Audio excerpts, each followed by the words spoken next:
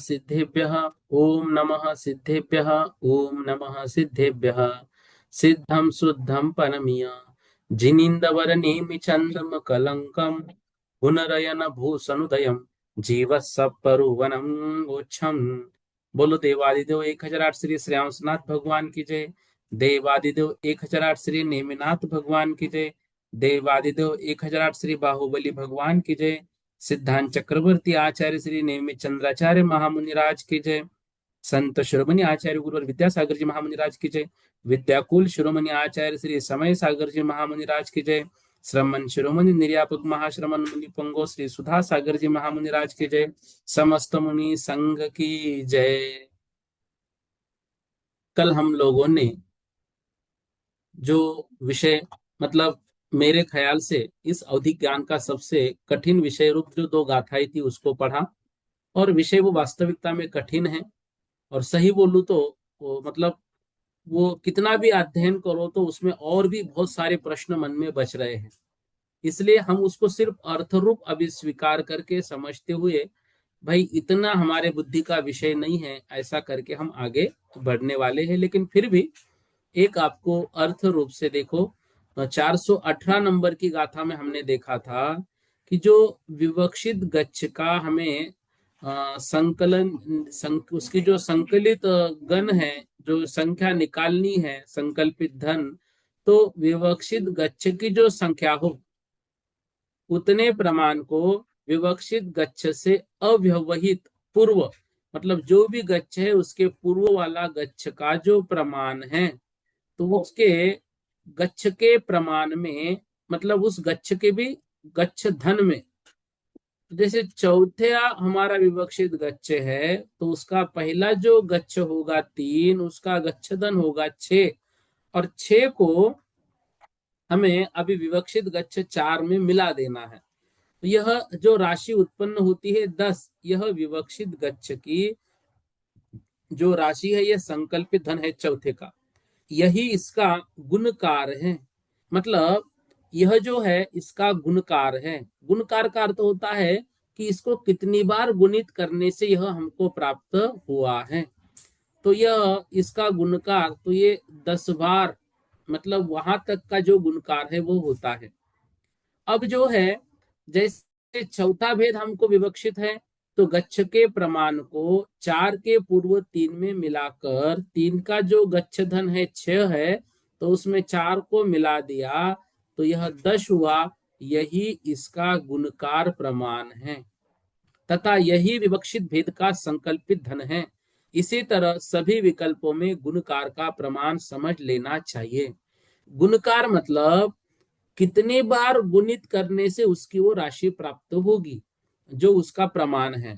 तो यहाँ चौथा यदि स्थान है तो उसको 10 बार गुणित करने से वो राशि वहां की प्राप्त होगी। यह राशि असंख्यात रूप में है लेकिन यहाँ पर लौकिक उदाहरण के लौकिक राशि लेकर हमको समझाया है। वैसे अलौकिक गणित है ये सब कुछ, लेकिन हमारे समझने हेतु यहाँ लौकिक के माध्यम से उसको बताया है। फिर 419 नंबर की गाथा में बताया अवधि ज्ञान के उत्कृष्ट क्षेत्र में परमावधि के उत्कृष्ट क्षेत्र का भाग देने से जो लब्धा है वो सर्वावधि संबंधी क्षेत्र के लिए गुणकार है। तो उत्कृष्ट अवधि ज्ञान का जितना भी क्षेत्र होगा उसमें परमावधि के उत्कृष्ट क्षेत्र का भाग देना है। अब अवधि ज्ञान जो है वह मतलब सर्वोत्कृष्ट अवधि ज्ञान मतलब वो क्या होगा संपूर्ण लोक प्रमाण। उसमें परमावधि के उत्कृष्ट क्षेत्र का भाग देना है। तो जो भी इसका प्रमाण आएगा वो सर्वार संबंधी क्षेत्र का गुणकार है तथा सर्वावधि संबंधी काल का प्रमाण लाने के लिए असंख्यात लोक का यह गुणकार है। अब असंख्यात लोक के प्रमाण को 5 बार लोक के प्रमाण से गुना करने पर जो राशि उत्पन्न हो उतना सर्वावधि ज्ञान के उत्कृष्ट क्षेत्र का प्रमाण है। तो ये अवधिक ज्ञान का उत्कृष्ट क्षेत्र कितना हुआ? 5 प्रकार, मतलब 5 बार लोक का प्रमाण। एक लोक का प्रमाण नहीं, 5 बार, उसको 5 बार गुणित किया। अब इसमें परमावधि का जो उत्कृष्ट क्षेत्र होगा उसमें परमावधि के उत्कृष्ट क्षेत्र का इसमें भाग देना है। तो यह सर्वावधि के क्षेत्र संबंधी गुणकार इतना होता है, मतलब सर्वावधि के इतने गुणकार होते हैं, इतना गुणकार करने से सर्वावधि का प्रमाण हमको प्राप्त होता है। अर्थात इस गुणकार का परमावधि के उत्कृष्ट क्षेत्र प्रमाण के साथ गुना करने से सर्वावधि का क्षेत्र प्रमाण निकलता है। तो गुणकार मतलब क्या? गुणकार मतलब वह संख्या जिससे वह प्रमाण प्राप्त होगा। तो सर्वावधि के क्षेत्र संबंधी गुणकार कितना? वह गुणकार इतना कि इतनी बार गुणाकार करने के बाद वह जो राशि है वो प्राप्त होगी, उसको बोलते हैं गुणकार। जैसे 15 संख्या तक हमको पहुंचना है और हमारे पास 3 की संख्या है, तो 15 की संख्या को 3 से पहुंचना है तो कितना गुणकार होगा? तो 3×5=15, तो इसका गुणकार होगा 5, संख्या होगी 15 और पहुंच रहे हैं 3 से। तो 3 जो है ये परमावधि का उत्कृष्ट क्षेत्र है और सर्वावधि का क्षेत्र हमने 15 पकड़ा है। तो यहाँ पर क्या होगा? यहाँ पर उसको जो है वह 5 बार गुणकार उसका निकलेगा। अर्थात असंख्यात लोक का परमावधि के उत्कृष्ट काल प्रमाण के साथ गुना करने से सर्वावधि के काल का प्रमाण निकलता है। इसके बाद 420 और 421 नंबर की गाथा हमने पढ़ी, जो वास्तविकता में कठिन गाथा है। ठीक है ना? कठिन इसलिए क्योंकि इस प्रकार का गणित जो है हमने कभी पढ़ा नहीं। और वास्तविक कहूं तो मेरा और गणित का नाता 10वीं कक्षा में टूट गया था। जब मैं सांगानेर पढ़ने गया तो वहां संस्कृत थी, गणित कोई विषय था ही नहीं। इसलिए ये विषय हमको थोड़ा कड़ा लगता है और बहुत कट समझने में मुश्किल लगता है। तो भाई इतना मेरा यहाँ का क्षेत्रफल सही में कम है। अब उसमें मतलब अब वो हो सकता है कि जो ज्ञानावरण कर्म इसका इतना मेरा बंधा हुआ है जिस कारण से यह विषय मुझे नहीं आ रहा है। कोई दिक्कत नहीं, जितना हमें समझ में आ रहा है उतना ही हम भी समझा रहे हैं। और नहीं भी समझ में आए तो देखो इतना हार्ड विषय परीक्षा में नहीं पूछेंगे संख्या का। तो 420 और 421 नंबर की गाथा का विषय सामान्य रूप से आप याद रखना बस। अब देखो यहाँ पर क्या बता रहे हैं, जो 420 नंबर की गाथा है यहाँ पर बता रहे हैं इच्छित राशि। इच्छित राशि मतलब जो भी हमारी इच्छा राशि है, मतलब जहां पर हमको पहुंचना है। जैसे हमने अभी क्या पढ़ा कि सर्वावधि के इतने गुणकार है, परमावधि के इतने गुणकार है, परमावधि के इतने विकल्प है, देशावधि के इतने विकल्प है। अब हमें जिस विकल्प पे पहुंचना है उस विकल्प का प्रमाण कितना है ये जानना है। तो उसको निकालने का करण सूत्र यहाँ पर बताया। तो परमावधि का जो उत्कृष्ट क्षेत्र है और जो उत्कृष्ट काल है उस काल का प्रमाण हमें निकालना है या उस क्षेत्र का प्रमाण हमें निकालना है। तो कैसे निकाले? तो उसका एक सूत्र बताया। क्या सूत्र बताया?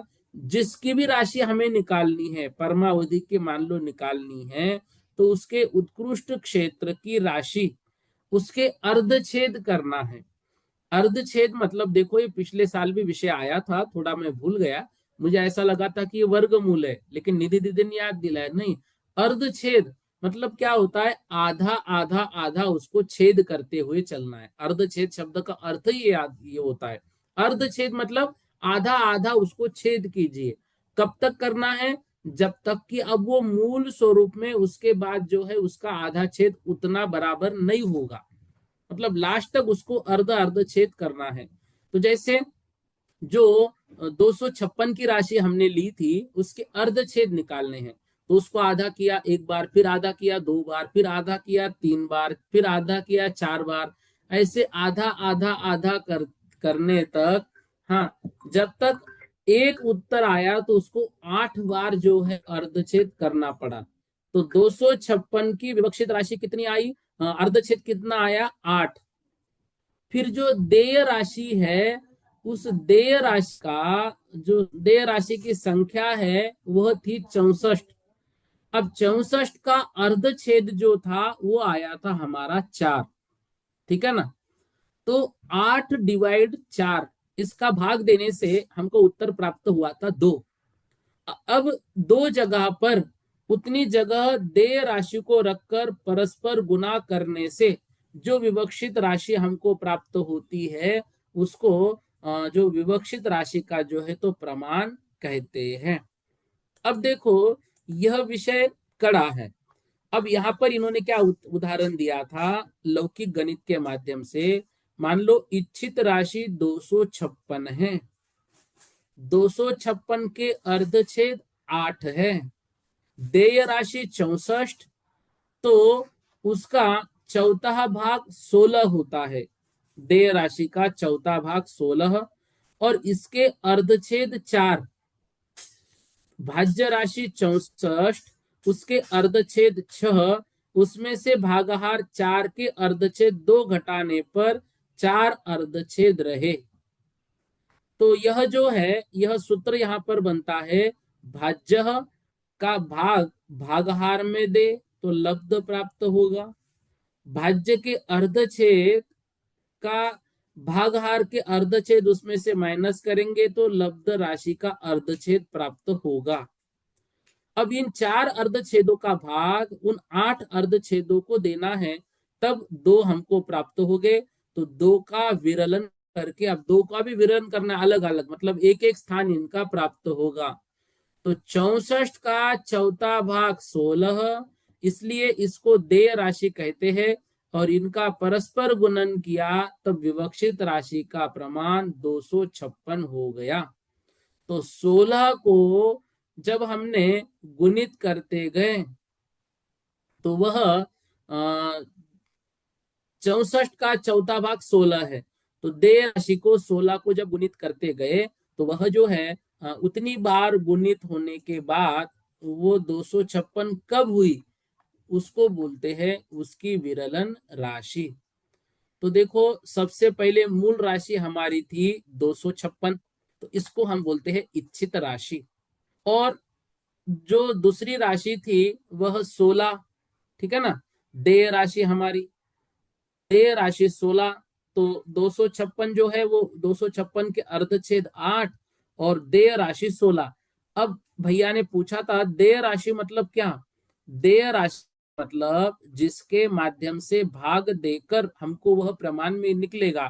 तो जो बोला था ना, अवली के असंख्यात भाग को 8 बार गुणित कीजिए, तो अवली के असंख्यात भाग को राशि आई उतनी बार गुणित की, तो अवली का असंख्यातवा भाग हमें देना है, तो उसको बोलते हैं देय राशि, जिसका भाग हमें देना है। तो 256 का अर्धछेद 8 आया और देय राशि यहाँ पर 16 मानी तो उसका अर्धछेद 4 आया। तो 8 को 4 का भाग दिया 2, तो 16, तो 2 जो उत्तर आया ना, तो ये स्क्वेयर हुआ। तो 16 को 16 से गुणित कर दिया तो 256 हमको उत्तर प्राप्त हुआ। तो हमारा यहाँ पे सूत्र क्या बना, जो अर्धछेद है मूल राशि के, इच्छित राशि के, उसको देय राशि के अर्धछेद से जब भाग दिया जाता है तो जो उत्तर प्राप्त हुआ है उतनी बार देय राशि को रखकर गुणित कीजिए तो मूल राशि हमको वहां पर प्राप्त होगी।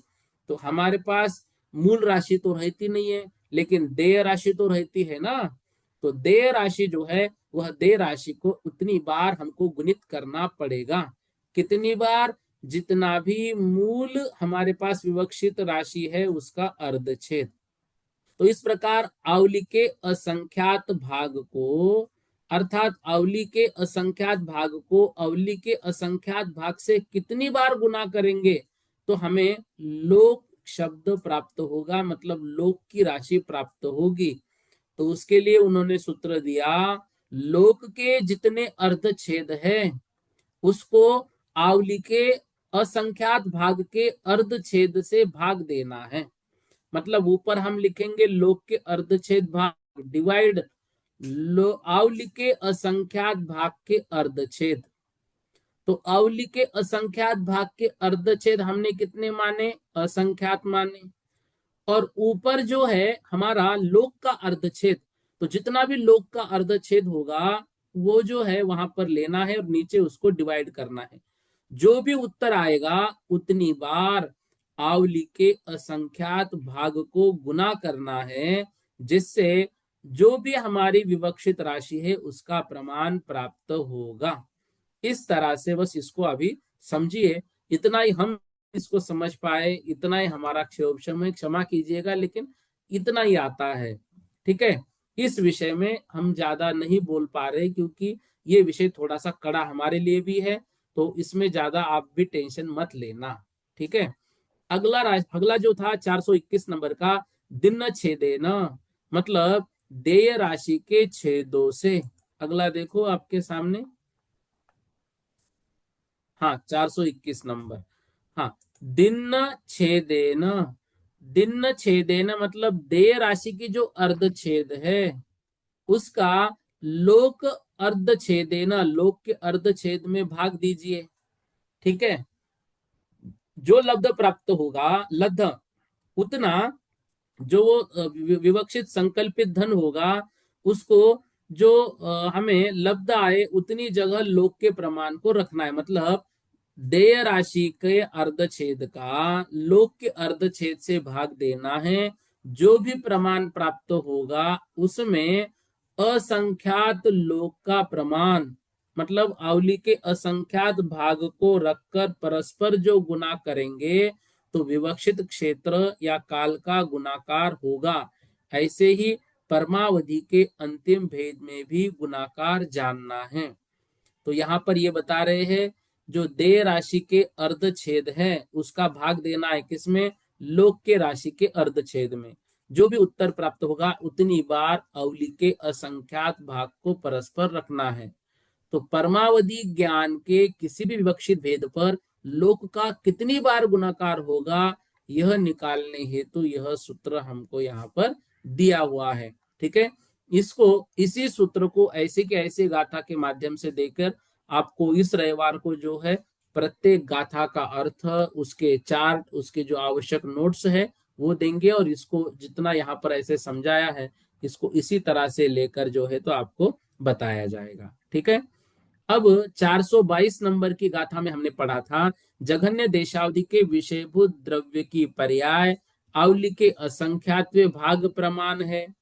तथापि जघन्य देशावधि का जितना काल है, जघन्य देशावधि का जितना काल है उसका जितना प्रमाण है उससे वो असंख्यात गुनाहीन है जघन्य देशावधि के विषयभूत भाव का प्रमाण। मतलब जो जघन्य देशावधि है उसका विषयभूत द्रव्य की जो पर्याय है वह पर्याय आवली के असंख्यातवे भाग प्रमाण है, मतलब उसका भाव। और उस देशावधि का विषयभूत जो काल है उस काल से वो असंख्यात गुनाहीन है। जघन्य देशावधि के विषयभूत जो है भाव का जो प्रमाण है वो उतना उससे असंख्यात गुनाहीन यहाँ पर माना गया है। तो ये बता रहे हैं जघन्य देशावधि के विषयभूत द्रव्य की पर्याय अवली के असंख्यात भाग प्रमाण है, और जघन्य देशावधि के विषयभूत काल का जितना प्रमाण है उससे असंख्यात गुनाहीन है। तो जघन्य देशावधि से सर्वावधि पर्यंत द्रव्य की पर्याय जो है वो पूर्व पूर्व की भेद की अपेक्षा आवली के असंख्यातवे भाग से गुणित क्रम है। ठीक है ना, किसकी? द्रव्य की पर्याय, द्रव्य की बात नहीं कर रहे, द्रव्य की पर्याय।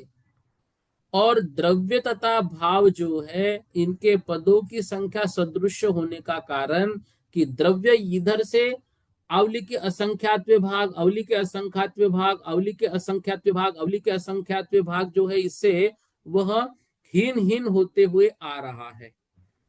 तो इनका गुणकार क्या होगा? अवली के असंख्यात विभाग। ठीक है ना, इस प्रकार से वो हीन हीन होते हुए आ रहा है।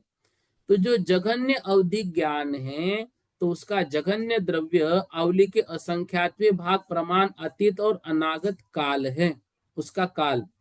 और अवली के असंख्यात्वे भाग प्रमाण जघन्य भावों को वह प्रत्यक्ष जानता है। तो जो अवधि ज्ञान है, उस अवधि ज्ञान का जो भाव है वह सर्वप्रथम जघन्य देशावधि। अब जघन्य देशावधि के बाद दूसरा जो भाव होगा वो जघन्य देशावधि को गुणित अवली का असंख्यात्वा भाग। फिर तृतीय जो भाव होगा वह ये दूसरे स्थान पर जितना उत्तर प्राप्त होगा उससे गुणित अवली का असंख्यात्वा भाग। जो तीसरा होगा वह इस द्वितीय से जो हमको उत्तर प्राप्त हुआ उससे गुणित अवली का असंख्यात्वा भाग। ऐसे करते करते सर्वावधि ज्ञान के भाव का प्रमाण कितना आएगा, वह उत्कृष्ट परमावधि जो होगा उससे गुणित अवली का असंख्यात्वा भाग। मतलब भाव जो है वो बढ़ रहा है लेकिन अवली के असंख्यात्व भाग से गुणित गुणित हो रहा है। और इधर द्रव्य का विषय जो है वो घट रहा है, उसका एक ध्रुवहार हमने लिया हुआ है, उस ध्रुवहार की जो भी संख्या की होगी हम उसको असंख्यात मानते हैं, उसके अनुसार वो घट रहा है। तो इधर घट रहा है इधर बढ़ रहा है लेकिन दोनों की पर्याय जो है वो एक समान है। ठीक है। जैसे एक घर में एक बेटे ने जन्म लिया, वह बेटा जो है जन्म लेने के बाद बढ़ रहा है। ठीक है। मान लो उसकी उम्र जो है 50 साल तक वो बढ़ रहा है, और उसी घर में दादाजी है जिनकी उम्र 50 साल है, तो अब वो उधर से घट रहे हैं। तो ये बढ़ते बढ़ते बढ़ते ये बेटा 50 साल का हुआ, और 50 साल के वो दादाजी थे, वो घटते घटते घटते मतलब उनकी आयु घटते घटते कितनी हो गई, 100 साल की हुई।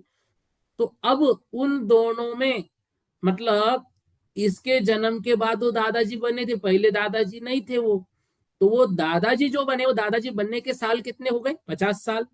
अरे ये तो कम हो गए ना। हाँ ये बेटा बढ़ा लेकिन इनकी आयु कम हो गई, लेकिन दोनों की बराबरी 50 साल। इस प्रकार से इधर से द्रव्य घट रहा है, इधर से क्षेत्र बढ़ रहा है, सॉरी भाव बढ़ रहा है।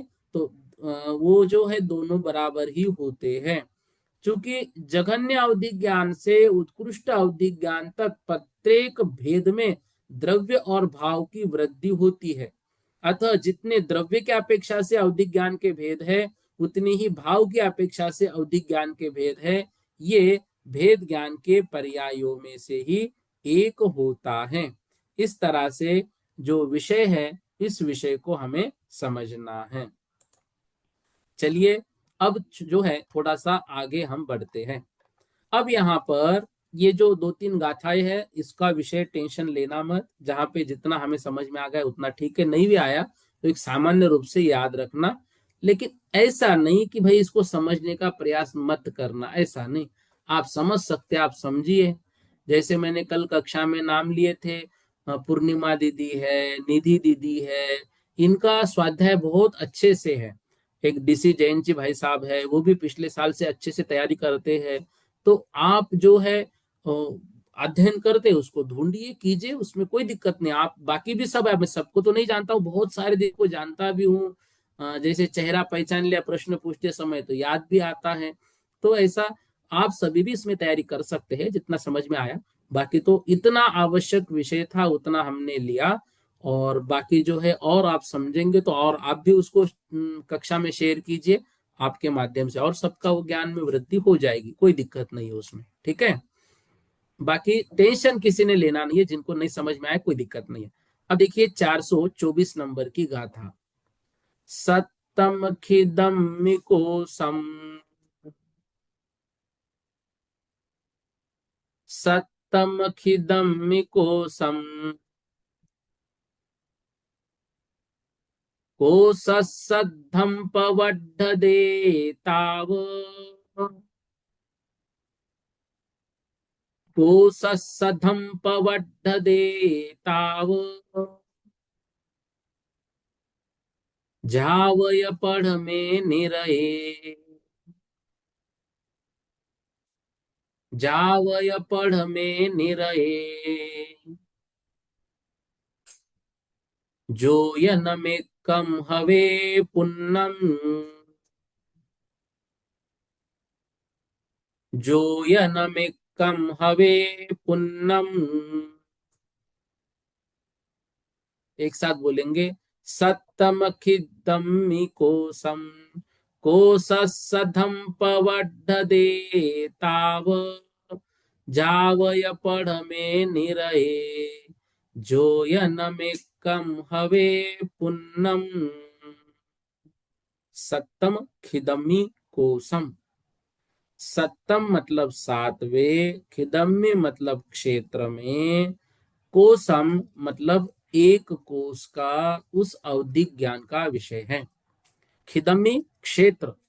अब यहाँ पर नरक गति के माध्यम से जो नरक गति के जीव है उनके अवधिक ज्ञान का जो क्षेत्र है उसका प्रमाण बता रहे हैं। क्षेत्र जो है वह क्षेत्र बढ़ रहा है कम हो रहा है वो तो ठीक है, लेकिन देव और नारकियों का जो क्षेत्र है वह किस तरह से होता है उसका विषय यहाँ से प्रारंभ कर रहे हैं। तो सत्तम खिदम्य कोशम, जो सातवां नरक है उस सातवें भूमि में जो क्षेत्र का प्रमाण है वह कितना है। सत्तम मतलब सातवें नरक में, खिदम्मी मतलब जो क्षेत्र है उसका, कोसम एक कोस का विस्तार है। कोशस् अधम, इस कोश का अधम आधा आधा, पवड्ढदे, पवड्ढदे मतलब वृद्धि। ये शब्द याद करना आप। अर्धछेद मतलब आधा होना, अधम मतलब आधा होना, वड्ढदी मतलब वृद्धि होना, पवड्ढदी मतलब भी वृद्धि होना। तो सातवें पृथ्वी का जो क्षेत्र है वह एक कोश है। कोशस्, अब इस कोश के, पवड्ढते अधम, इस कोश का अर्ध अर्ध भाग, पवड्ढते मतलब वृद्धि को प्राप्त होता है। कब तक, ताव तब तक, कब तक, जावय जब तक, पढ़ में निरये जब तक, प्रथम नरक में जो अवधि ज्ञान का क्षेत्र है, जोयन में कम, एक योजन हवे पुन्नम, एक योजन पूर्ण को प्राप्त ना हो। अर्थात सातवें नरक में अवधि ज्ञान का विषय क्षेत्र एक कोश है। अब इसके आगे आधा आधा कोश बढ़ाते जाइए। कब तक बढ़ाना है, ताव मतलब तब तक, जाव मतलब जब तक कि पहले नरक का एक योजन क्षेत्र पूर्णता को प्राप्त ना हो। देखो मतलब कितने सुंदर तरीके से सात नरकों के क्षेत्र की मर्यादा को एक ही गाथा के माध्यम से बताया। और ये सूत्र हमने तत्वार सूत्र में भी पढ़ा है। ऐसे आधा आधा बढ़ाते जाओ, ऐसा मतलब वहां पर भी बताया है। तो ये क्षेत्र जो है आप कैसे लेना है, देखो सातवां नरक जो है, तो सातवां सप्तम शब्द दिया है, तो सातवें नरक का जो क्षेत्र की मर्यादा है अवधि ज्ञान की, ये सब उत्कृष्ट की बात कर रहे हैं, वह एक कोश। फिर अध उसमें प्लस करना है, तो छठवें नरक का इस एक कोश में आधा कोश बढ़ा दिया तो 1.5 कोश। ठीक है। फिर छठे नरक की बात हुई, छठे के ऊपर पांचवा नरक, 1.5 में फिर आधा मिला दीजिए 2 कोश। फिर चतुर्थ नरक में इसमें और आधा मिला दीजिए 2.5 कोश। तीसरे नरक में इसमें और आधा मिला दीजिए 3 कोश। फिर दूसरे नरक में इसमें और आधा मिला दीजिए 3.5 कोश। फिर पहले नरक में इसमें और आधा कोश मिला दीजिए 4 कोश। तो जब हमने ये प्रमाण पढ़ा था तो आपको याद हो तब बताया गया था 4 कोश का एक योजन होता है। ठीक है। तो इस तरह से इसका जो ये एक अवधि ज्ञान का क्षेत्र है ऊपर ऊपर बढ़ते जा रहा है। 1 कोश, 1.5 कोश, 2 कोश, 2.5 कोश, 3 कोश, 3.5 कोश और 4 कोश। ऐसा क्रम लगा दीजिए, सातवां नरक, छठवां नरक, पांचवा नरक, चौथा नरक, तीसरा नरक, दूसरा नरक और पहला नरक। ठीक है। अब इस तरह से ये बढ़ता हुआ चल रहा है। ये यहाँ पर इसके उत्कृष्ट की मर्यादा जो है अवधि ज्ञान की दी हुई है। अब देखो यहाँ पर जो है ये जो क्षेत्र का प्रमाण है, यह क्षेत्र का प्रमाण जो है वह दिया है जो 1 कोश, मतलब ये जो है नीचे की दिशा में है। ठीक है। ऊपर अपने बिल के शिखर तक और तिरछा जो आजू बाजू में है, असंख्यात कोड़ा कोड़ी प्रमाण ही इसका प्रमाण माना जाता है। ठीक है। तो सातवीं पृथ्वी में अवधि का क्षेत्र 1 कोस है। इसके ऊपर प्रथम भूमि के अवधि पर्यंत क्रम से आधे आधे कोस की वृद्धि करनी है। छठवें पृथ्वी में 1.5 कोस, पांचवी पृथ्वी में 2, चौथे में 2.5, तीसरे में 3, दूसरे में 3.5, पहले में अवधि क्षेत्र का प्रमाण 4 कोश अर्थात 1 योजन होता है। इस तरह से। ठीक है। मतलब इसमें ऐसा समझने जैसा विषय कुछ नहीं है, तो ये प्रत्येक का प्रमाण यहाँ पर बता रहे हैं। 425 नंबर की गाथा देखिए। तीरिये अवरम ओघो, तीरिये अवरम ओघो, तेजो यन्ते यहूदियो कसम, तेजो यन्ते यहूदियो कसम, मनुये योगम देवे, मनुये योगम देवे, जहा कमम सुनह वो छामी, जहा कमम सुनह वो छामी। तिरिये मतलब तिर्यंचो में, अवरम मतलब जघन्य, ओगह जो अवधिक ज्ञान है, वह तेजोयंतेय होदि उक्कसम। तो तिर्यंचो के अवधिक ज्ञान का विषय जो अवरम मतलब जघन्य देशावधि से लेकर उक्कसम उत्कृष्टता की अपेक्षा से कहां तक होता है, तेजोयंते जो देशावधि का भेद तेजस शरीर को विषय करता है। हमने पढ़ा था ना, औदारिक, वैक्रियक, आहारक, तेजस। तो आहारक वैक्रियक का तो नहीं बताया था, लेकिन जो भेद बताया था 19 कांड जहां हमने पढ़े थे उसमें भी पढ़ा था, और उसके पूर्व भी बताया था कि तेजस शरीर विश्रुसोपचय सहित, फिर जस वर्गना विश्रुसोपचय रहित। तो जो देशावधि का भेद तेजस शरीर को विषय करता है, वहां तक अनुये ओघम देवे जो मनुष्य गति का अवधिक ज्ञान है, और वह जहा कमम जो मनुष्य गति का अवधिक ज्ञान है, वह मनुष्य गति का अवधिक ज्ञान जघन्य से उत्कृष्ट तक सर्वावधि पर्यंत। अब यहाँ पर जो ओघ शब्द है ना, तो ओघ शब्द का अर्थ होता है ओघ के अनुसार, मतलब वर्णन के अनुसार जो वहां पर बताया गया है। तो ये बताया हुआ विषय है। तो ओघ के अनुसार मतलब आपको याद हो तो पिछले वर्ष हमने शब्द पढ़े थे, ओघ, ठीक है ना, और संक्षेप। तो आदेश वहां पर हुआ था है, तो आदेश मतलब होता है विस्तार, ओघ मतलब संक्षेप। तो जो तिर्यंचों का अवधि ज्ञान है वह जघन्य देशावधि से उत्कृष्टता की अपेक्षा देशावधि के तेजस शरीर को विषय करता है। मनुष्य गति का अवधि ज्ञान ओक के अनुसार मतलब वह जघन्य देशावधि से उत्कृष्टतया सर्वाधि पर्यंत विषय होता है।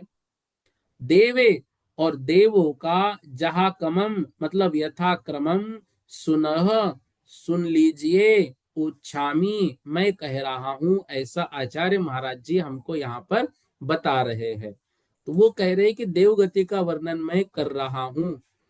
तो तिरिये जो तिर्यंचों का अवधिक ज्ञान है वह जघन्य देशावधि से लेकर तेजस शरीर को विषय करने वाले भेद तक होता है। बस उससे आगे वो नहीं जानेगा तिर्यंचों का अवधिक ज्ञान, उससे आगे मनुष्यों का जानेगा।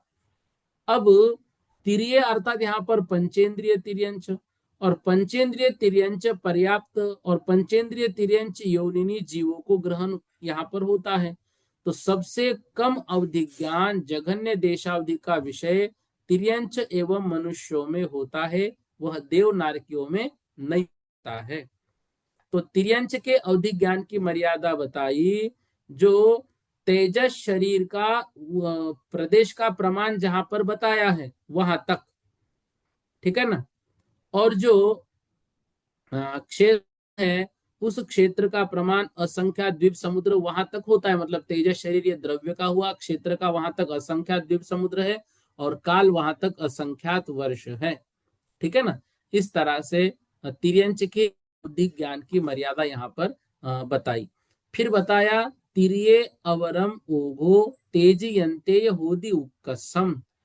तो जो तिर्यंच का अवधिक ज्ञान है वह ओघ के समान, मतलब तेजस शरीर का वर्णन जहां पर प्रारंभ होता है वहां तक होता है उत्कृष्ट, और उसके नीचे तो फिर जघन्य हो गया सब। वो जघन्य कहाँ से प्रारंभ होगा? जघन्य प्रारंभ होगा उसका पहला भेद जघन्य देशावधि का क्या था? औदारिक शरीर की वर्गनाओं को विसृसोपचय सहित वह जानता है। ठीक है ना। वह उसका जघन्य प्रमाण, और उसका उत्कृष्ट कहां तक जाएगा? तेजस शरीर के प्रमाण तक। और मनुष्य का जो है वो भी ओक के समान दिया। तो मनुष्य का अवधिक ज्ञान जो है वो जघन्य से लेकर उत्कृष्ट मतलब सर्वावधि पर्यंत होता है। लेकिन देव और नारकियों में इससे विषय अलग होता है। वह क्रम से कहता हूं ऐसा मतलब वो बता रहे कि कहिए। तो सबसे कम अवधि ज्ञान अर्थात जघन्य देशावधि पंच और मनुष्यों में ही होता है, देव और नारकियों में वो कम वाला नहीं होता है। अब मनुष्यों के जो अवधि ज्ञान की मर्यादा बताई है वह द्रव्य क्षेत्र काल के भाव के अनुसार सर्वावधि दिया, तो उत्कृष्ट एक परमाणु को जहां द्रव्य क्षेत्र जो है उत्कृष्ट असंख्यात लोक प्रमाण कहा है, और काल भी उत्कृष्ट असंख्यात लोक प्रमाण ही यहाँ पर बताया है। फिर वो कह रहे हैं कि देवों का वर्णन जो है अब मैं यथाक्रमम क्रम से कर रहा हूं, आप सभी सुन लीजिए। ठीक है। ऐसी यहाँ पर उन्होंने एक प्रतिज्ञा की। अब उस प्रतिज्ञा के अनुसार आगे आगे उसका वर्णन कर रहे हैं। कैसे करते देखिए, 426 नंबर की गाथा। पनुविस जो यनाइम, पनुविस जो यनाइम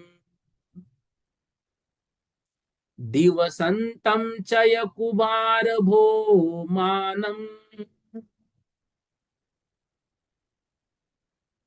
दिवसंतं च यकुमार भो मानम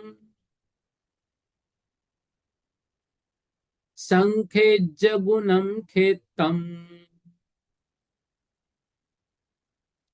संखेज्य गुणम खेतम बहुगम कालम तुजो इसिगे, बहुगम कालम तुजो इसिगे। एक साथ बोलेंगे। पनुविस जो ये नाइम दिवसम तम चय कुमार भो मानम संखेज्य गुणम खेतम बहुगम कालम तुजो इसिगे। पनुविस मतलब 25, पनु पंच, विस मतलब 20, 25। जोय नाइम मतलब योजन, दिवसंतम मतलब दिवस। ठीक है ना। दिवसंतम च य कुमार भौमयो भौमानम, कुमार भौम, कुमार और भौम। ठीक। उसके बाद संखेज्य गुणम खेतम, संख्यात गुण, खेतम मतलब क्षेत्र, बहुगम बहुक, कालम तू जोई सगे, काल होता है किसमें? जोई सगे मतलब ज्योतिषों में। देखो अब इस गाथा को हमें समझना है। पनुवीस, पनुवीस मतलब 25 योजन, किसका हो गया? कुमार भौमानम, कुमार भौमानम मतलब जो भवनवासी कुमार होते हैं, तो कुमार वो भवनवासी। और भौम, भौम मतलब होता है व्यंतर देव। तो जो भवनवासी से लेकर व्यंतरों का, तो भवनवासी और व्यंतरों का जघन्य क्षेत्र पनविस जोयनाइम 25 योजन, और दिवस संतम च मतलब काल अंत दिवस मतलब कुछ कम एक दिन, अंत दिवस दिवस से अंत मतलब कुछ कम एक दिन। तो जो कुमार मतलब भवनवासी और भौम मतलब व्यंतरवासी का जो क्षेत्र है वह 25 योजन और कुछ कम एक दिन जो है उनका काल है। तो क्षेत्र कितना होगा 25 योजन, काल कितना होगा एक दिन से कुछ कम, उनके अवधि ज्ञान का काल। यह कैसा हुआ, यह काल हो गया अंतर मुहूर्त का, सॉरी अंतर मुहूर्त नहीं, मतलब किसका, जघन्य का, जघन्य का काल। फिर है संखेज गुणम खेतम, जो क्षेत्र है वह संख्यात गुना, अवधि का क्षेत्र संख्यात गुना, किसका, जोईसिगे ज्योतिष देव अवधि का क्षेत्र संख्यात गुना, और कालम बहुम, काल जो है वह बहुत अधिक है, काल जो है वो क्या है, बहुत अधिक है, ऐसा यहाँ पर बता रहे हैं। देखो विषय क्या क्या हुआ, विषय यहाँ पर यह बताया कि जो क्षेत्र है देवों का, वह देवों का क्षेत्र यहाँ पर हमारे लिए बताया जा रहा है। उन्होंने प्रतिज्ञा की, अब उसमें बताया देवगति का, यहाँ पर मैं प्रतिज्ञा के अनुसार विषय वर्णन कर रहा हूं। तो पनुविस जो ये नाइम भवनवासियों और व्यंतरवासियों के जो अवधि ज्ञान का विषयभूत क्षेत्र है वह जघन्यता से 25 योजन है, और काल दिवसंतम मतलब अंत दिवस मतलब एक जो कुछ कम जो एक दिन। फिर जो इसी के मतलब ज्योतिष देव का क्षेत्र जो है असंख्य गुना, असंख्यात गुना है। किससे असंख्यात गुना, तो बताया जो अभी क्षेत्र बताया भुवनवासी और व्यंतरवासी का, उस क्षेत्र से वहां जो 25 योजन दिया ना, इससे असंख्यात गुना। और जो काल बताया वहां कुछ कम एक दिन जघन्य से, तो काल जो है इस काल से बहुत अधिक, बहुगम मतलब इस काल से जो है तो बहुत अधिक, इस तरह से बता रहे हैं। ठीक है, ऐसा यहाँ पर हमको समझना है। भवनवासी व्यंतरों का जो है जघन्य प्रमाण 25 योजन, जघन्य काल कुछ कम एक दिन, ज्योतिष देव का अवधि का क्षेत्र इससे संख्यात गुना, और काल जो से बहुत अधिक जो है तो समझना चाहिए। एक गाथा और देखिए, असुरा नम संख्य जा, असुरा नम संख्य जा, कोडि उशेष जोई संतानम, कोडि वो शेष जोई संतानम, संखातीद सहसा, संखातीद सहसा, उक्कसो ही नविसवोदु,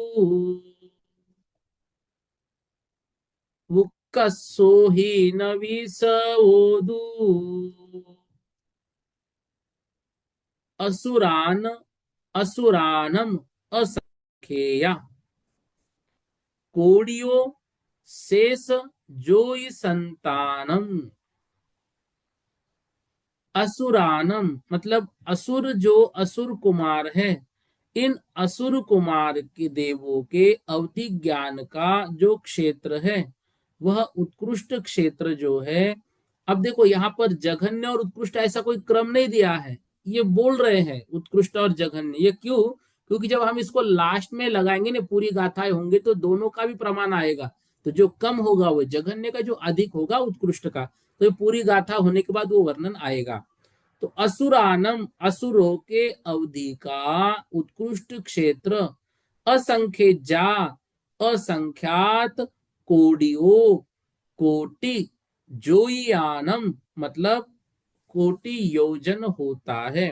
तो असुर कुमारों के अवधि का उत्कृष्ट विषय क्षेत्र असंख्यात कोटि योजन है। शेष तो असुरों को छोड़कर बाकी जो ज्योतिष देव है उनका संखातीद सहसा, असुरों को छोड़कर बाकी के ज्योतिष तक के जो देव है सभी भवनत्रिक अर्थात 9 प्रकार के भवनवासी तथा संपूर्ण अंतर और ज्योतिष इनके अवधि का जो उत्कृष्ट क्षेत्र है वह संख्यातीत, संख्यातीत मतलब असंख्यात, सहसा मतलब हजार, तो असंख्यात हजार होता है। अब यहां पर शब्द आया है उक्कस ओहीन विषय, मतलब उत्कृष्ट अवधि का विषय। तो ये जब उत्कृष्ट अवधि का विषय दिया है तो इसके पहले वाला कौन सा होगा, जघन्य अवधि का होगा। इस तरह से समझना है, ठीक है। ये उत्कृष्ट अवधि का विषय यहां पर बता दिया है। अब जो है यहां पर बता रहे हैं असुर कुमार जाति के भवनवासी देवों के उत्कृष्ट अवधि ज्ञान का विषय जो क्षेत्र है वो असंख्यात कोटि योजन प्रमाण। अब जो शेष रहे 9 प्रकार के भवनवासी व्यंतर और ज्योतिष्क देव, उनका उत्कृष्ट अवधि ज्ञान का विषयभूत क्षेत्र असंख्यात हजार योजन प्रमाण होता है, ठीक है। अब जो है इसके आगे का विषय कल की कक्षा में ले लेंगे, ठीक है। हाँ सुनीता दीदी जी बोलिए आप। सुनीता दीदी जी अनम्यूट कीजिए, उसके बाद आप बोलिए। वहां पर देखो रेज हैंड हो गया। हाँ बोलो आप। हाँ, कल रेंज नहीं था भैया जी। जय जिनेन्द्र।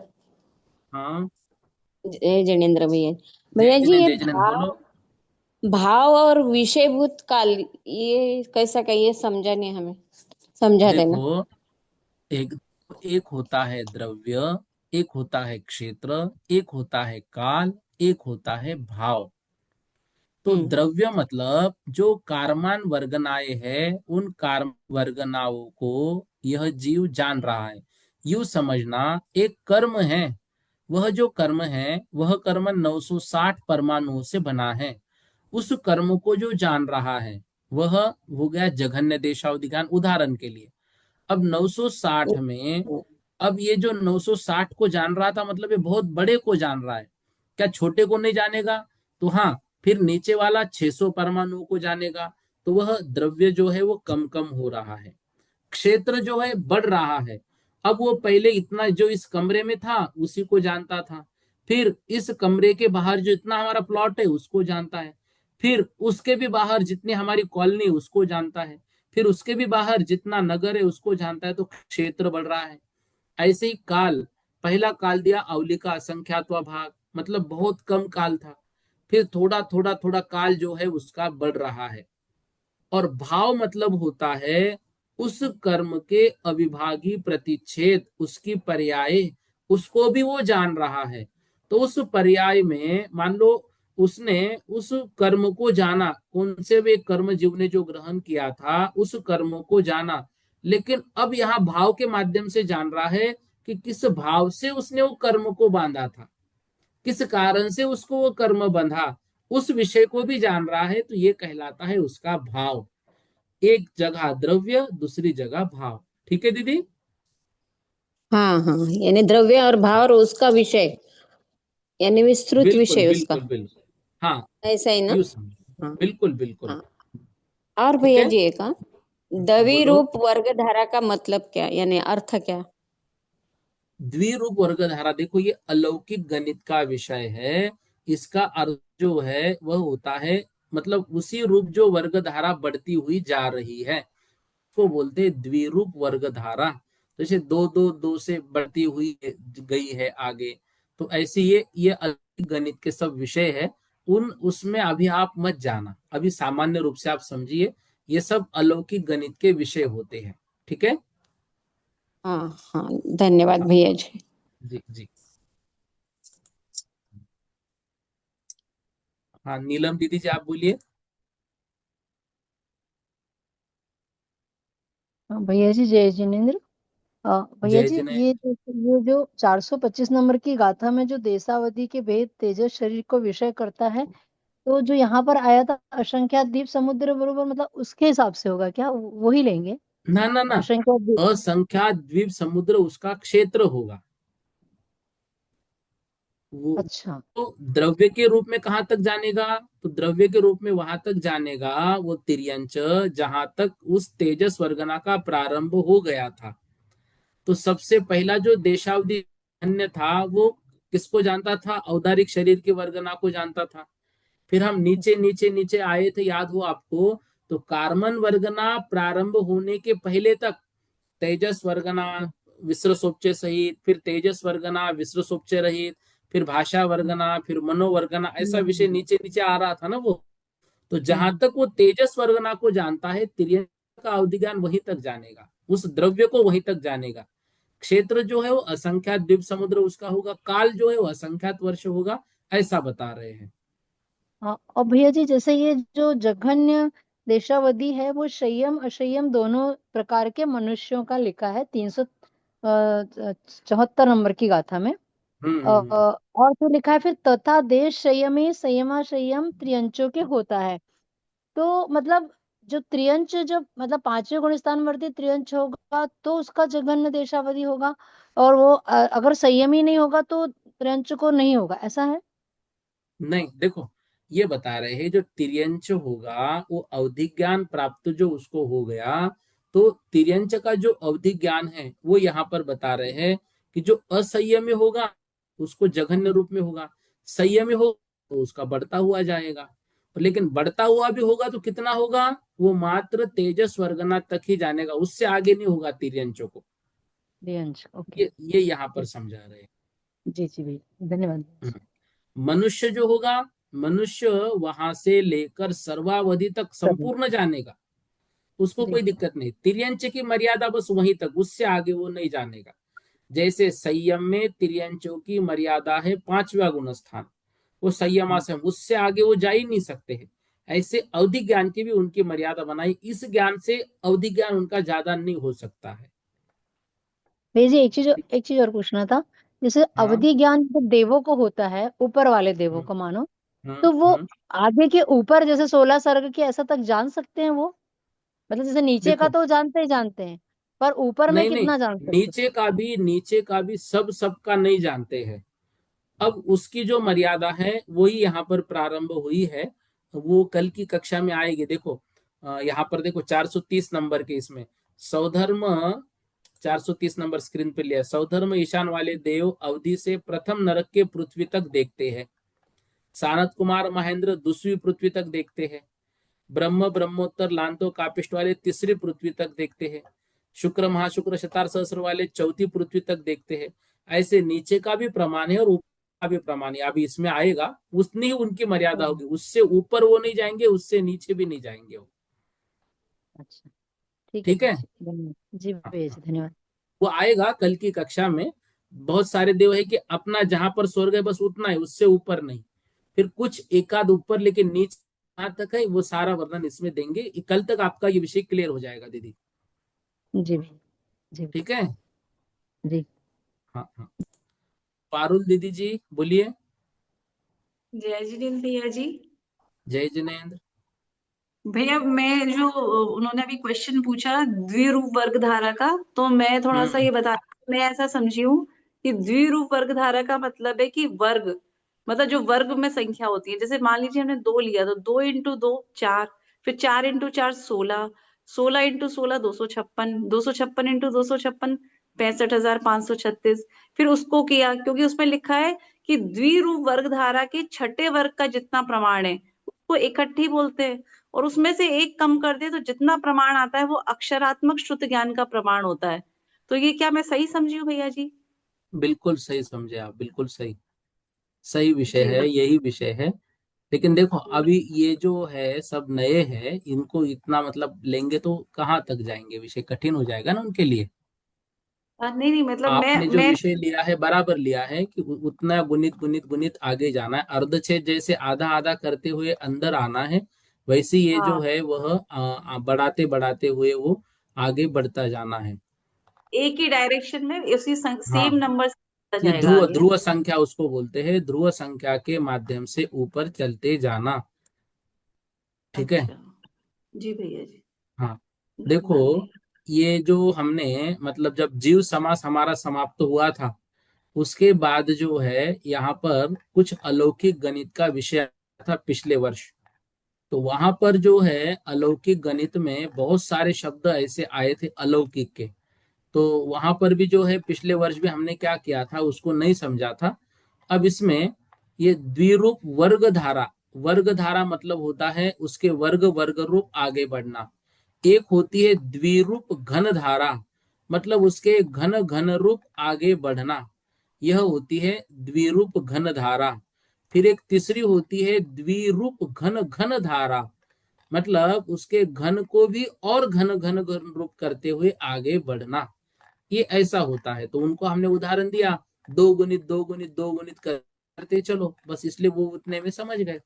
अब उसमें हम डीप जी में और जाएंगे तो बाकी लोग बहुत कंफ्यूज हो जाएंगे दीदी। नहीं, ठीक है भैया, ठीक है भैया, जय जी जी, जिनेन्द्र। जय जय। पूर्णिमा दीदी जी बोलो। जय जिनेन्द्र भैया जी। भैया जी जय हमें जिनेन्द्र। 425 गाथा का जी ऊपर की लाइन का जी कुछ भी समझ में नहीं आ रहा, कि तेजस शरीर का नहीं आ रहा जो आपने अभी बताया ना, अभी भी नहीं आया वो त्रियंचों का अवधि ज्ञान। ठीक है, देखो उत्कृष्ट। मैं आपको अभी एक सेकंड में आपको बता रहा हूँ। देखो अभी मैं नीचे नीचे ले रहा हूँ, एक सेकंड। 19 कांडक हम पढ़े थे, याद है? हाँ अब 19 कांडक में मैं आपको लेके चलता हूँ, एक मिनट।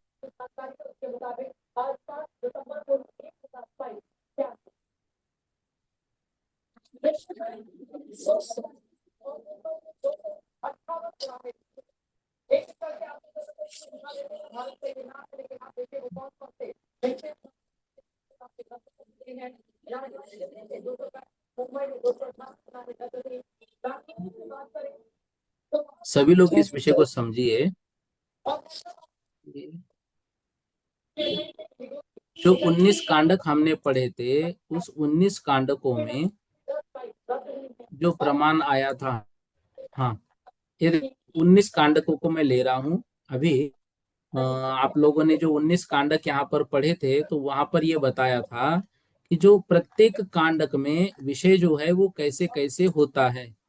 तो प्रत्येक कांडक का वर्णन वहां पर हमारे लिए बताया गया था। तो पहला जो कांडक था, उस ये कौन, आप म्यूट कर लीजिए दीदी अभी। ठीक है हाँ हाँ, देखो पहला कांडक जो आया था, पहले कांडक का बताया था क्षेत्र घनांगुल के असंख्यात भाग प्रमाण, और द्वितीय कांडक का बताया था घनांगुल, तीसरे कांडक का बताया था पृथक तो घनांगुल, चौथे कांडक का एक हाथ, पांचवें कांडक का एक कोस, छठे कांडक का एक योजन और सातवें कांडक का 25 योजन, ऐसा यहाँ पर वर्णन हुआ था। फिर जो ऐसा वर्णन करते करते 13वें कांडक का वर्णन आया था, तो 13वें कांडक में यह बताया था कि क्षेत्र जो है वो असंख्यात द्वीप समुद्र है, लेकिन द्रव्य कितना जानता है, तो वहां पर बताया था विश्व सोपचय सहित तेजस शरीर।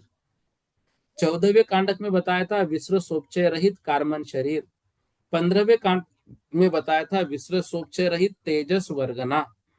तो ये जो 15वां कांडक होता है देशावधि का, वहां तक ही यंच का अवधिज्ञान जानता है, उसके ऊपर नहीं, ये यहाँ पर बता रहे हैं। मतलब अच्छा जो 15वें कांडक का भेद आएगा ना देशावधि का, वहीं तक वो जानेगा, उससे ऊपर नहीं जानेगा। ठीक है। ठीक है। और भैया जी जैसे एक बात और अक्षरात्मक सभी को का बता रहा हूँ। स्थान दो दो है, बोलो। दो ही लिखेंगे। हाँ, अक्षरात्मक शुद्ध ज्ञान का स्थान दो। अक्षरात्मक श्रुतक ज्ञान जो है वह संख्यात होता है, और वह जो है मतलब संख्यात वृद्धि, गुण वृद्धि और संख्यात भाग वृद्धि रूप होता है। तो दो स्थान उसको मानने में कोई दिक्कत नहीं, ठीक दो है ना। आप ठीक है। संख्यात भी लिखेंगे तो आपको पूर्ण मार्क मिलेंगे, क्योंकि ग्रंथ ना लिखा हुआ है।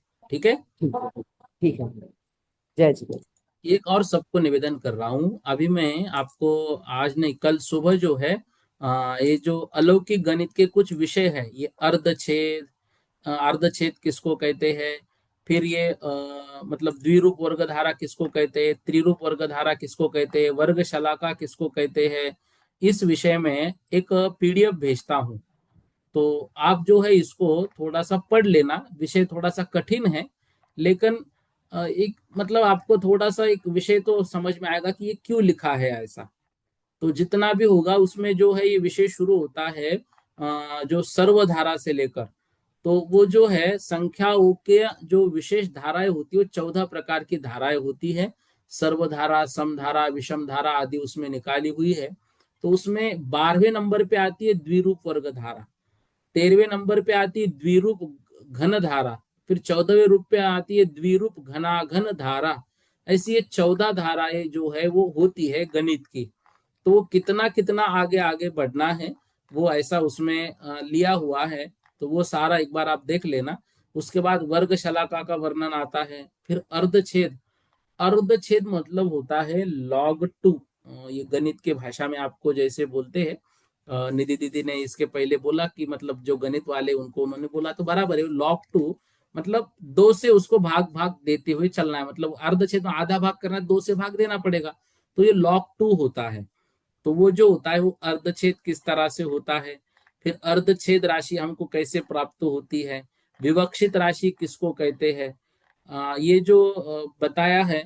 तो ये सारे विषय जो है आपको थोड़ा सा मैं एक बार भेजता हूँ जो अलौकिक गणित के है, इसको एक बार आप देख लेना। वो याद नहीं हो कोई दिक्कत नहीं है, लेकिन एक सामान्य जो शब्द है जो बार बार हमारे ग्रंथ में आएंगे तो वहां पर आप उस शब्दों को समझ सकते हैं। फिर उसमें पल्य, सागर, सुच्चांगुल, प्रतरांगुल, घनांगुल, जगत श्रेणी, जगत प्रतर, जगत घन, ऐसे 8 प्रकार के जो है वो उपमा मान भी आएंगे। इन उपमा मान के विषय में भी आप उस पीडीएफ में थोड़ा सा देख लेना, जिसके माध्यम से जो भी आगे गणित के आएंगे तो उसमें वो शब्द आने के बाद आपको थोड़ा सा क्लियर हो जाए कि ये किसके शब्द है। तो वो सुच्चांगुल, प्रतरांगुल आदि वो जो शब्द है उसकी भी व्याख्या आपको मैं पीडीएफ के माध्यम से भेजता हूँ। वो अलौकिक गणित में है, वो अलौकिक गणित के माध्यम से, और वहां पे कुछ गणित दिए भी होंगे उदाहरण के अनुसार उस पीडीएफ में। तो आप देख लेना जितना समझ में आए। वो समझने के लिए बस एक बार आप सुन लेना, बस पढ़ लेना उसको, बाकी कुछ नहीं। हाँ, लक्ष्मी दीदी जी जैन बोलिए। हाँ भैया जी, जय जिनेन्द्र भैया जी। जय भैया जी, जिनेन्द्र। एक सेकंड, थोड़ा सा मैं गुण स्थान में लगाकर एक बार पूछ लूं क्या? बोलो ना, बोलो। जैसे जैसे है ना, ये जैसे लिखा है कि तिर्यंचों के अवधि ज्ञान जगन्य देशावधि से लेकर उत्कृष्ट की अपेक्षा उस भेद पर्यंत होता है जो कि देशावधि का भेद तेजस शरीर का विषय करता है ना। तो भैया जी, हम्म जैसे देशावधि का अपन ने जाना, वो तिर्यंचों के संयत और असंयत दोनों को होता है। हम्म। तो चौथा और पांचवा गुणस्थान दोनों अवधि ज्ञान में आएगा। बराबर। तो चौथे और पांचवे गुणस्थान वर्ती जो तिर्यंच होंगे, उनका जो हम्म। देशावधि का ज्ञान होगा, वो तेजस शरीर को जो अपन ने कांडक में समझा था ना भैया जी, जैसे हाँ, एक 13वें से कांडक तक, हाँ। 13वें कांड तक, और फिर इसमें 14वां बताया था विश्व सोप चय सहित तेजस शरीर। हम्म वहां तक मतलब सहित भी लिया अपन ने, तो 14वें कांडक तक उसने जाना। फिर हम्म। विश्व श्वास चय सहित कार्बन शरीर बीच में आ गया, फिर वापस से विश्व श्वास चय रहित तेजस का वरगड़ा। तो वहां पे हम्म। वरगड़ा है और वहां पे सही थे। तो ये 14 और 15वें में क्या डिफरेंस? फिर अपन इसको समझेंगे, मतलब 14वें और 16वें में। और देखो, पहली बात तो वो ये। ये दे रहे कि तेजस वर्गना जहां तक है, अगर कार्बन वर्गना उनको देते ना तो कार्बन शब्द ही वो दे देते, लेकिन कार्बन नहीं लेना है, तो तेजस वर्गना का विषय जहां तक आ गया है वहीं तक उसको वो जानेंगे। तो ये चौथे और पांचवे गुण स्थान वर्ती जो तिर्यंचे, जो संयत और असंयत दोनों हैं, हाँ वो हाँ। वो 16वें कांडक तक के, मतलब कांडक का मतलब तो ये हुआ ना, असंख्यात असंख्यात वर्गणाएं। कांडक जब का मतलब कांडक क्या का मतलब वो समझे? नहीं, कांडक का मतलब ये हुआ कि वो जो अवधि ज्ञान है वो बढ़ता बढ़ता हम उसको कैसे बढ़ा रहे हैं, वो कितने रूप में बढ़ेगा। तो 19 कांडक के रूप में वो बढ़ेगा, ये बताया था। तो नहीं 19 तो कांडक मेन कहाँ ये। तक लगाया हमने, देशावधि के जितने भी हमारे ध्रुवहार आए थे उस ध्रुवहार में उन 19 कांडकों को घटाया था। तो कांडक का मतलब मेन किसको लेंगे? जैसे अपन ने असंख्यात को लेंगे, या कांडक मतलब क्या चीज है? कांडक की कोई नहीं उपमा नहीं तो नहीं, होगी ना भैया? कांडक मतलब एक प्रकार का ही वर्णन जहां तक चल रहा है। मतलब जो औदारिक शरीर की वर्गना विसर्जोपचय सहित है वो कांडक का पहला भाग आया। मतलब जघन देशावधि का जो पहला विषय है वो कांडक पहला। अब वो कब तक चलेगा पहला कांडक, जब तक कि वो औदारिक वर्गना विसर्जोपचय सहित जान रहा है। जब वो औदारिक वर्गनाओं को विसर्जोपचय रहित जानेगा तो पहला कांडक खत्म हो जाएगा। तो वो तो कांडक वो मतलब ध्यान एक समान वर्णन तक चल रहा है, हम्म। समान रूप से वर्णन जहां तक चल रहा है उसको बोलते हैं एक कांडक। इस तरह से तो समझना। तो जैसे चौथे गुण स्थान वर्ती या पांचवे गुण स्थान होती तिर्यंच ने जाना, मतलब इतना हम्म 16 कांडक तक उसको जाना, तो 16 हम्म कांडक में भी उसने असंख्यात, फिर असंख्यात के भी असंख्यात, फिर असंख्यात के भी असंख्यात, या संख्यात संख्यात चलेंगे फिर उसमें? हाँ हाँ, यूं समझना। क्या समझे भैया जी? नहीं, ये नहीं, कैसे समझे? अरे आप जैसे अब ऐसे कैसे, देखो एक सुनो मेरी बात। अभी हमने आपको क्या हम्म बताया, 19 कांडक है, ठीक है। अब 19 हम्म कांडकों में जो पहले 13 कांडक है, उस 13 कांडक तक को वह जीव जान रहा है। 13 कांडक तक तो क्यों जान रहा है? क्योंकि 13वें कांडक में तेजस शरीर है, ठीक है। फिर 14 कांडक में कार्मन शरीर है, और 15वें कांडक में तेजस वर्गना पुनः दी है। तो यहाँ पर विषय उन्होंने क्या लिया है? यहाँ पर विषय लिया है जो अवधिज्ञान तिर्यंचों का जानता है, वह कहाँ तक जानेगा? तो वो लिया उन्होंने तेजस वर्गना तक, बराबर। हाँ, कहाँ तक लिया? तेजस वर्गना तक। तेजस वर्गना मतलब तक वो तो सोल अवधिक ज्ञान जो है वो 15वें कांडक तक जानेगा तिर्यंच वाला, उससे आगे के भाग को वो नहीं जानेगा। तो तो 16वें तक आ देश रही है ना उसमें तो भैया जिस सोलवे कैसे आ रहे हैं? विश्व सौप जय रहित तेजस वर्गणा। नहीं, सो 16वें में आएगी भाषा वर्गना, भैया 17वें जी में मेरे पास आएगी मनोवर्गना।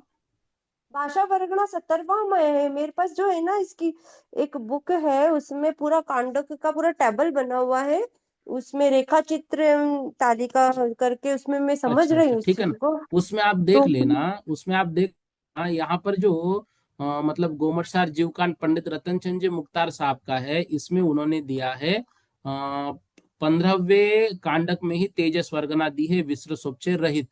तो जो भी समझो, देखो आपके ग्रंथ में वो लिखा है, तो उसमें जहां तक वो तेजस वर्गना जान रहा है वहीं तक वो तिर्यंचों का अवधि ज्ञान होगा, उससे आगे नहीं, ये बता रहे बस।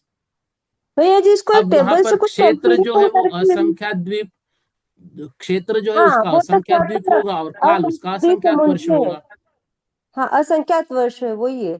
हाँ, वो तो सब ठीक सही, है ना। उत्तरोत्तर असंख्यात गुणा अधिक हो रहा है वो हम्म, काल, काल असंख्यात। बराबर। पर वो थोड़ा सा द्रव्य का ही समझ में नहीं आ रहा था कि वो मतलब वो वर्गणाओं को किस तरीके से जानेगा, कार्बन वर्गणाओं को, मतलब द्रव्य एक तरफ तो वो कह रहे हैं कि कम होता जा रहा है, द्रव्य कम होता जा रहा है, और यहाँ पे फिर कम कहाँ हो रहा है भैया जी? वो तो द्रव्य तो अरे सबसे मतलब देखो, तेजस शरीर जो है वो बड़ा गया, कार्बन शरीर उससे छोटा हो।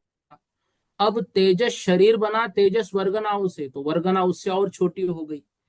अब जो शरीर बना, तब आत्मा को बोलने की बात आती है, तो बोलना कहाँ से शुरू हुआ?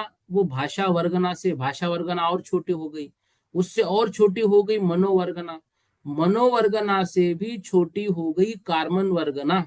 क्योंकि हम पढ़े थे ना, सूक्ष्म सूक्ष्म, जो आगे हाँ आगे हाँ, का शरीर है सूक्ष्म तत्वार सूक्ष्म सूत्र है। वाला सूत्र। अच्छा अच्छा भैया जी, वो तत्वार तो, सूत्र वाला तो, सूत्र तो लगा लो। बिल्कुल सूक्ष्म सूक्ष्म जो है, तो आगे का शरीर सूक्ष्म सूक्ष्म होता जाएगा, ये हाँ, समझना लास्ट उसमें। वाला कार्बन वर्गना जो आएगी उसमें वो सूक्ष्म सूक्ष्म होता कार्बन चला वर्गना सूक्ष्म जाएगा। हुई क्या नहीं हुई, बोलो मुझे।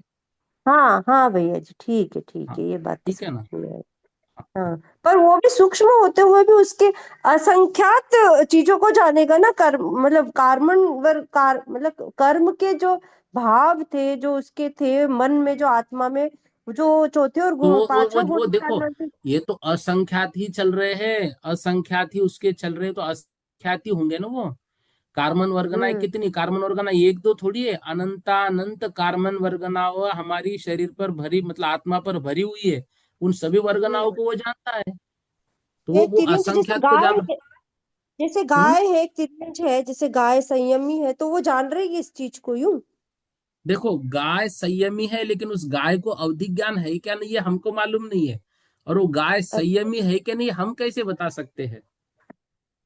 तो ऐसा कोई एग्जाम्पल है क्या जो जिससे जल्दी ना, से समझ में आ जाए? आप तो गाय की बात कर रहे हो। मतलब देखो, उदाहरण को उदाहरण के तौर पर लेना। कोई मुनि हम्म महाराज जी हमको दिख रहे हैं, पीछे हम्म कमंडल ऊपर से, लेकिन अंतरंग में संयम है कि नहीं, हमको क्या मालूम। हम्म कुछ कुछ आजकल ऐसे हम्म भी साधु घूमते हैं कि भाई चलो आहार करने के लिए।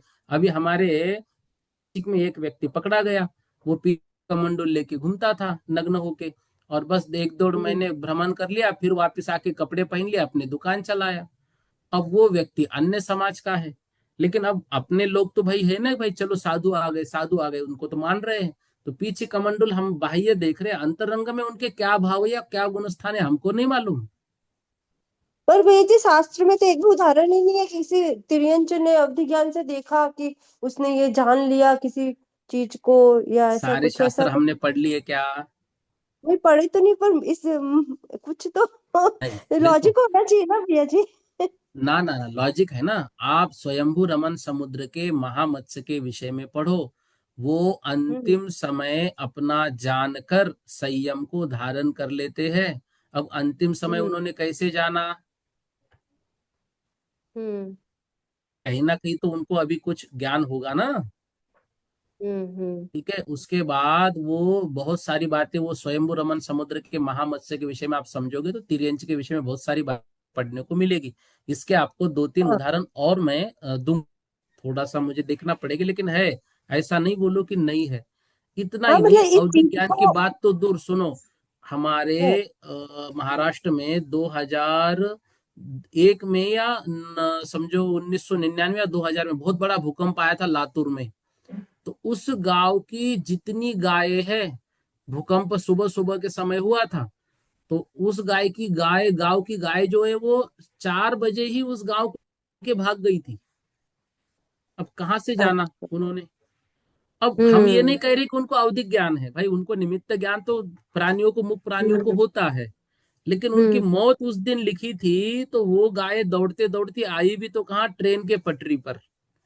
और उसके हम्म। बाद ट्रेन आ गई तो कुछ बची, लेकिन कुछ चली गई। तो जिसका उस समय मौत लिखी थी वो उनकी मौत तो हो ही गई है। मतलब एक उदाहरण दे हम्म। रहा हूं आपको, तो ऐसे प्राणियों को भैया जी, होता आप है। यूं भी समझ सकते हैं क्या, जैसे बारिश में गड्ढे वड्ढे भर जाते हैं तो जैसे सांप बिच्छू नेवला उनको पता चलता है कि अब बहुत पानी आ जाएगा, हम यहाँ पे नहीं रह पाएंगे, तो हम बाहर निकल जाते हैं, वो तो वो भी उनको ज्ञान ही हुआ ना कुछ। देखो, ज्ञान तो है ही, लेकिन वो अवधि ज्ञान है वो नहीं कहेंगे हम। वो देखो, नहीं अवधि करेंगे। ज्ञान कौन से तिर्यंच को बोल रहे हैं? पंचेंद्रिय, बिच्छू आदि की बात नहीं करेंगे, ठीक है। सांप आदि जो अच्छा। पंचेंद्रिय में है उनकी बात वो अलग है। अब किसको होगा, हम्म। आगम में क्या उदाहरण है उसको देखेंगे हम लोग, ठीक है। ठीक है भैया जी, थोड़ा सा मैंने बहुत प्रैक्टिकल ज्यादा समझने वक्त की दे दिया कोशिश आपको, करी। हाँ। नहीं, वो जी जी, प्रैक्टिकल समझने की कोशिश कर रही थी भैया जी, इसलिए। कोई बात नहीं ना, कोई नहीं, देखो इसलिए मैंने कुछ नहीं बोला ना। हाँ, पूर्णिमा दीदी जी बोलिए आप। हाँ, जय जिनेन्द्र भैया जी। भैया जी, जय आपने जी। तांडव का अर्थ समूह बताया था, एक ही तरह का जो होता है ऐसा बताया था आपने पढ़ाते हाँ वक्त। ना, वही वही बोला ना फिर। हाँ, तो एक ही जो तरह का तांडव मतलब है वही ना। बताया ना कि जो औदारिक हाँ, शरीर का एक ही विषय चल रहा है। तो जब तक औदारिक शरीर को विसर्ग सोपचय सहित वो जान रहा है तो वो पहला ही कांडक रहेगा। अब विसर्ग सोपचय रहित को भी जानने लग गया तो दूसरा कांडक जाएगा, सॉरी, औदारिक शरीर। पहला कांडक जो है औदारिक शरीर का होगा विसर्ग सोपचय सहित, दूसरा विसर्ग सोपचय रहित औदारिक शरीर। ऐसा जहां पर विषय परिवर्तित हो, कांडक परिवर्तित हो जाएगा। एक ही विषय का समूह जहां तक चल रहा है वो एक कांडक। हाँ, और भैया जी मैं यूं कह रही थी कि मैंने सुधा सागर भाग 4 पढ़ा था, तो वो मैंने हम्म पढ़ लिया पूरा। आखिरी आखिरी में क्या 24 भगवान का पूरा वर्णन दिया हुआ उसके अंदर, पूरा हम्म हम्म कंप्लीट। तो हम्म उसके अंदर जो मैंने आपको शायद मैसेज कल पहुंचाया था, तो उसके अंदर क्या जो कल्याण की जो तिथियां है, तो मैंने पूरा हम्म है ना, तो कैलेंडर में देख के मैंने पूरा, नया कैलेंडर है उसका, मैंने पूरा चार्ट बनाया कि चलो अपन हम्म कल्याण की तिथि कभी दिया हुआ कभी पूछे, यूं करके मैंने बनाया चार्ट। फिर मैंने सुधा सागर हम्म। भाग 4 में मिला है, तो वो तिथियां वो नहीं मिल रही है, क्या करेंगे फिर, कौन सी सही माने। देखो, वैसा नहीं, अभी आपको तिथियों के रूप में 2 प्रमाण मिलेंगे। तो जैसे 24 तीर्थंकर जो पुराण होता है, मतलब हमारा जो उत्तर पुराण है, उसकी तिथियां और कुछ जो और ग्रंथ है उसकी तिथियां थोड़ी सी अंतर पड़ी है। तो दोनों को भी हमको प्रमाण मानना है और दोनों को प्रमाण मान के ही चलना है। लेकिन उन ग्रंथों से इतने सूक्ष्म प्रश्न नहीं पूछे जाते हैं। उन ग्रंथों से जो है एक सामान्य रूप से प्रश्न पूछे जाते हैं। नहीं, गए साल आया था भैया जी, पद्म प्रभु भगवान का कौन सा कल्याण की तिथि पूछी थी, पूछते हर बार आता है। मैंने दो दो 2 बार कहाँ आया साल। सप्तम वर्ष में? हाँ, गए साल आया था, उसके 2 साल पहले भी नहीं, एक पूछी बार थी आप तिथि। पेपर भेजिए, मुझे याद नहीं कि ऐसा कुछ आया हो प्रश्न, नहीं मुझे नहीं, एक बार एक भेजिए। बार आदिनाथ, एक बार आदिनाथ भगवान का कल्याण पूछा था, एक बार पद्म प्रभु भगवान का पूछा था, यूं। क्योंकि इसमें तो अच्छा बहुत सारा कम से कम 40 पन्ने का दिया हुआ है। ठीक है दीदी, सब लोग डर सुधासागर भाग जाएंगे 4 ऐसे में। प्रश्न। आप देखो ऐसे प्रश्न तैयारी करो, कोई दिक्कत नहीं, उसको देख लेंगे अपन। हम्म। नहीं नहीं, तिथि का भी पूछे तो कैसा क्या करना है, यूं कह रही हूँ। देखो तिथि का, यदि तिथि का पूछे तो जो उस पुस्तक में वही हमको लिखना पड़ेगा। तो गड़बड़ी ठीक है। हो जाएगी। ना ना, गड़बड़ नहीं, देखो ऐसा नहीं, आप भी डरो नहीं, सबको डराओ भी नहीं। ठीक है। नहीं नहीं। उसका और रिवीजन भैया हम जी, ले लेंगे, सुनो मेरी बात, उसका रिवीजन हम ले लेंगे। रिवीजन के समय आपको बताएंगे कि क्या क्या विषय आएगा, क्या क्या आपको लर्न करना है। ठीक है। और मैंने भैया जी वो भेजा था, आपने पढ़ा आज? वो नहीं सात देखा, मैंने सात, देखा, सिर्फ देखा, पढ़ा नहीं, देखा, मैं पढ़ता हूँ ना उसको। हाँ, तो 7 ये नए पे 7 मैंने स्थान बताया बताया था। ना, 7 किस विषय के भेजे वो? नहीं, 7 नए पे है ना अपने, जो 7 नए निगम नए संग्रह नए हाँ नहीं विभाग ठीक है ना, में। 7 नए के अनुसार वो सम्यक दर्शन का कुछ आप, जब मैंने देखा, सिर्फ नहीं, पढ़ा नहीं, वो उसको पढ़ता हूँ। जैसे इसमें है क्या वो, प्रेरणार्थी का इसमें विषय बताया। आने वाला है क्या वो? नहीं नहीं, वो तो आज कार्तिक ने पक्षा पढ़ रहे थे, तो उसमें पूछा था, तो मैंने आपको पूछा दिया था। देखना, अच्छा है, अच्छा आप पढ़ना ये उसको। देखा। ठीक है चलेगा। आरती दीदी जी जैन बोलो। जय जगन भैया जी। जिन्हें भैया जी, जो आपने अभी 425 नंबर अपन में अपनी गाथा पढ़ी है, इसमें लिखा है कि त्रियंच की अवधि ज्ञान और जगत देशावधि से लेकर उत्कृष्ट की अपेक्षा उस भेद पर्यंत होता है, जो कि देशावधि का भेद तेजस शरीर को विषय करता। तो ये तेजस शरीर को विषय करता, तो ये आगे के जो औदारिक वैक्रिय की इसको विषय नहीं करेगा क्या? औदारिक, वैक्रियक, आहारक और तेजस तक करेगा, उससे आगे नहीं करेगा। तो ये त्रियंच का ही करेगा, और मनुष्य गति का जी वो आगे। मनुष्य देखो, वो शरीर का करेगा ना, वो गति का थोड़ी बंधन बांध रहे भाई, तेजस का जहां तक है वहां तक करेगा। तो ये संयम और असंयमी दोनों करेंगे क्या? देखो, संयमी होगा उत्कृष्ट देशावधि करेगा, असंयमी वहां तक जाएगा ही नहीं ना। अच्छा हाँ, तेज शरीर तक वो जाएगा नहीं। ठीक है। और मनुष्य गति का इसमें लिखा है भैया जी, मनुष्य गति में अवधि ज्ञान जगन देशादि से लेकर उत्कृष्ट सर्वावधि तक जाएगा, तो ये तो पूरा जाएगा ना, पूरा ही कार्बन जाएगा। जाएगा ना, उत्कृष्ट सर्वाधि मतलब पूरा ही हो गया ना वो। ठीक है। ठीक है। ठीक है भैया। हाँ हाँ, कुमकुम जी जैन बोलो आप, अनम्यूट कीजिए कुमकुम जी जैन। जय भैया जी। हाँ बोलो जय जिनेन्द्र। भैया जी, 423 घाटा में यह है ना, द्रव्य और भाव के पदों की संख्या सदृश है। हाँ, ये सदृश मतलब यहाँ पे जो है दोनों की संख्या मतलब समान है। समान है, समान। तो मतलब तो द्रव्य तो मतलब एक ही, भाव तो मतलब ज्यादा होते हैं, द्रव्य कम होता है, तो समान कैसे हो जाएगी? देखो ऐसा नहीं, तो इस विषय में कल से 3-4 बार बताया कुमकुम दीदी जी। हाँ, ये चीज ना बोल रही है, कंफ्यूजन हो रहा है इसमें थोड़ा। नहीं कंफ्यूजन ये मत करो, तो देखो, द्रव्य है, द्रव्य है, समझो एक चौक है बड़ा। हाँ जी। चौक समझते हैं आप, पेंसिल है समझो, ये हाँ हमारी हाँ, तो पेंसिल है। ठीक हाँ है, जी। ये द्रव्य, अब ये जघन्य जो है, जघन्य अवधिज्ञान इस पेंसिल को जान रहा है। हाँ फिर जी। इस पेंसिल को अंदर जो ये लिखता है भाग, ये छोटा छोटा छोटा करते करते करते एकदम एक नित्य को जान रहा है। तो द्रव्य हाँ सूक्ष्म सूक्ष्म होता जाएगा, और हाँ भाव जी। जो है वो अवलि के असंख्यातवें भाग से बढ़ता हुआ जाएगा। वो गुणित हाँ, होगा, इधर घटता जाएगा, इधर गुणित होगा। ये बस तो वो तो सभी दोनों को की होगा, ये संख्या बढ़ता जाएगा। समान रहेगी, दोनों की संख्या समान रहेगी, इतना बता मतलब रहे हैं। जितना मतलब जितना वो मतलब कम होगा, उतना ही वो ज्यादा होगा। वो बिल्कुल, अब सही बोल दिया आपने एक ही पंक्ति में, आपने आपका बढ़िया। उत्तर दे दिया। ठीक है, ठीक है, धन्यवाद भैया। जी।